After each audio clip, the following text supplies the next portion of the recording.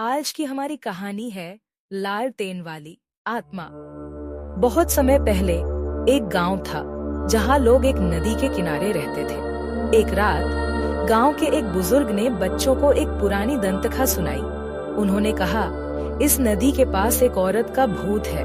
वह एक लालटेन लेकर घूमती है और अपने खोए हुए प्रेमी को ढूंढती है। रात में उसकी रोशनी दिखाई देती है, लेकिन जो भी उसका पीछा करता है वह वापस नहीं आता।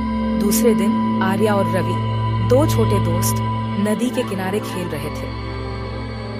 आर्या ने कहा, चलो आज रात हम लालटेन वाली आत्मा का पीछा करेंगे। रवि थोड़ा डर गया, लेकिन उसने हिम्मत दिखाई और कहा, अगर तुम जाओगी तो मैं भी जाऊंगा। रात में जब सब सो गए, आर्या और रवि चुपके से नदी के पास गए। अचानक उन्होंने देखा कि दूर से एक लालटेन की रोशनी टिमटिमा रही है।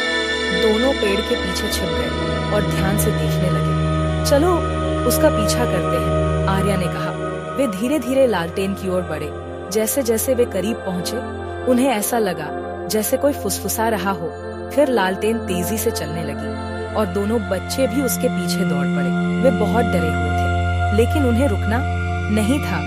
अचानक लालटेन नदी के किनारे रुक गई। वहाँ एक औरत खड़ी थी, सफेद कपड़ों में, और उसके हाथ में लालटेन थी। उसने पूछा, क्या तुमने मेरे प्रेमी को देखा है? आर्या और रवि बहुत डर गए, लेकिन फिर आर्या को याद आया कि दादी ने कहा था कि इस आत्मा को शांति चाहिए। आर्या ने साहस दिखाया और कहा, तुम्हारा प्रेमी खो गया है, अब तुम्हें उसका इंतजार नहीं करना चाहिए। और धीरे धीरे वह औरत नदी की ओर चली गई और उसकी लालटेन बुझ गई। अब वह आत्मा शांति में थी और आर्या और रवि खुशी खुशी गांव लौट आए। अगर आपको हमारे वीडियो पसंद आते हैं तो लाइक, शेयर और सब्सक्राइब करें। समेकित ज्ञान, जहां आप होशियार बनते हैं और खूब मस्ती करते हैं।